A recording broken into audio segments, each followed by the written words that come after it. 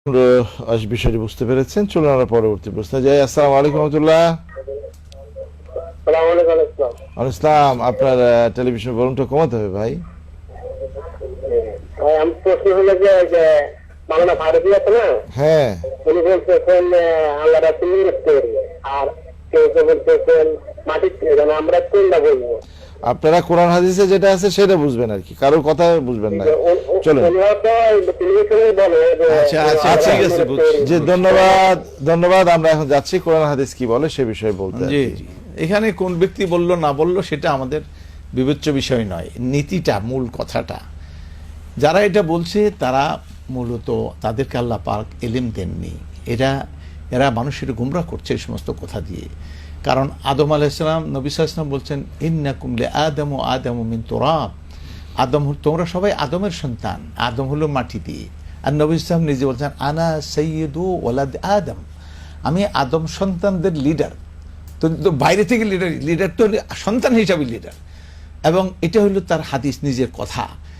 আর আদমকে মাটি দিয়ে বানিয়েছে, সুতরাং তিনি আদম সন্তান হলে মাটির ঘরের মাটি। আচ্ছা, গেল একটা। 2 নম্বরে তিনি সূরা আল কাহফে নবী সাল্লাল্লাহু আলাইহি ওয়াসাল্লামকে আল্লাহ পাক বলেন, তুমি বলে দাও কুল ইন্নামা আনা বাশার, তুমি বলে দাও এ ছাড়া আর কিছুই না। ইন্নামা শব্দের অর্থ হলো এখন সামনে যে কথাটা বলবো এটা ছাড়া আর কিছুই না, যে আমি মানুষ, অর্থাৎ মানুষ ছাড়া কিছু না। মিসলুকুম, তা আবার কেমন মানুষ? ওই যে কইব এরা, এই বেদাতিরা যে কইব যে নূর দিয়ে বানাচ্ছে, কয় না, মিসলুকুম, তোমাদের মতো মানুষ। তোমাদের যে যা জিনিস দিয়ে বানানো হয়েছে আমাকেও তা দিয়ে বানাইছে। হযরত আলী রাদিয়াল্লাহু তাআলা বলছেন আন-নাসু মিন জিহাতি তিমসালু আদম আকফাউ আবুহুম আদম ওয়াল উম্মু হাওয়া। তো এখন থাকলো নূরের তৈরি না মাটির তৈরি। নূর শব্দটা যেমন আমরা বলি জ্ঞানী নূর, এটা কি এই আলোর কথা বলে বোঝানো হয়েছে? না, ওটা হলো একটা দিশা, একটা সঠিক পথের সন্ধান পাওয়া। এটাকে আলোর রূপক অর্থে আলো বলা হয়। আলো অর্থাৎ এই আলো নয়। যদি এই আলোর কথা বলেন তাহলে আমার হাতের যে নখ আছে, আমার কি কয় ইয়েতে চোখে যে একটা পশম আছে, একটা পশমকে যদি তার মাথাটা নিয়ে যদি রিসার্চ করেন, নূর হবে, আলো বেরিয়ে পড়বে। আলো দিয়ে আল্লাহ নূরুস সামাওয়াতি ওয়াল আরদ, আসমান জমিন সবকিছু নূরেরই তৈরি। কারণ এর পিছনে সব ইলেকট্রন, নিউট্রন, প্রোটন রয়ে গেছে, সেখানে চূড়ান্ত অ্যানালাইসিস করলে সব আলো বেরিয়ে পড়ে। সুতরাং এখানে নবী সাল্লাল্লাহু আলাইহি ওয়াসাল্লামের বৈশিষ্ট্য আলাদা হলো কেমন করে যেতে? তাহলে সবই তো আলোর, একটা পোকাও তো আলোর তৈরি হয়ে গেল, একটা পাখিও আলোর তৈরি হয়ে গেল, সবকিছুতে আলোতে আছে। এটা জানে না, এটা বিজ্ঞানও জানে না। এরপরে আরেকটি বিষয় হচ্ছে এই যে ফেরেশতাদেরকে আল্লাহ পাক নূর দিয়ে তৈরি করছেন, নূর। আর কোনো মাশাআল্লাহ আলো থেকেই তাদেরকে বানিয়েছেন। আলো অন্য কোনো ফর্মে ছিল না, আলোটা আলোর ফর্মে, সেই আলোর ফর্মেই এটা দিয়েই তাকে তৈরি করেছেন। আচ্ছা, গেল। আর ফেরেশতাদের নূর দিয়ে বানাইলেন, আদম আলাইহিস সালামকে কি দিয়ে বানাইলেন? মাটি দিয়ে। এখন সেজদা করার জন্য, জিনের কথা এখন বাদ দিলাম, সেজদা করার জন্য আল্লাহ আদেশ দিলেন কাদেরকে?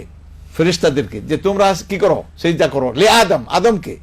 আদম কিসের তৈরি? মাটির তৈরি। আর ফেরেশতারা কিসের? আলোর তৈরি। তাহলে এখন দাম কিসের বেশি হইলো? আসল কথা হইলো, আর তাছাড়া একদিকে আলো, ওই যে শয়তানের কিছু যে আমার আগুন দিয়ে বানাইছে, আগুনের মধ্যে আবার আলো আছে, আগুন জ্বালালে আলো হয়, তো এর মধ্যে ডবল আছে, তাই তো ক্ষমতা মর্যাদা তার আরো বেশি হয়। একদিকে আর আগুন, আরেকদিকে আবার জ্বালালে কি হয়? আলো হয়ে যায়। কিন্তু সে আনা খায়রুম মিনহু, আমি তার চেয়ে ভালো। আল্লাহ কয় ইবলিস, তুমি বেশি জানো না, আমি বেশি জানি। সুতরাং আল্লাহ তাআলা কার মর্যাদা বেশি দিলেন? আদমের। তো আদম আলাইহিস সালাম মাটি, আর একটু আলো ধরেন নূর। তো মাটি দিয়ে, মাটির মধ্যে তো মাটির অ্যানালাইসিস করলে আলো বাড়িয়ে পড়ে। মাটির মধ্যে কলা গাছ, নারকেল গাছ, ফল মূল, ধান, চাউল, মরিচ, ডাল সবকিছু মাটির থেকে উৎপন্ন হয়। আমাদেরকেও দাফন করা হয় মাটি দিয়ে, আলো দিয়ে দাফন করা হয় না, মাটির দিয়ে। তো কোনটা বেশি প্রয়োজনীয়? তো মাটিটা। আর আলো দিয়ে কি হলো? আলো ফেরেশতারা আলো দিয়ে তৈরি হলো, আলো দিয়ে কি হলো?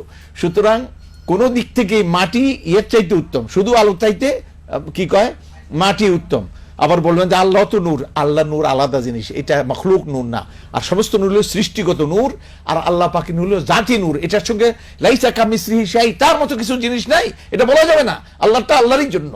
সুতরাং এগুলি মূর্খতা ছাড়া, একবারে মূর্খতা ছাড়া আর কিছুই নেই।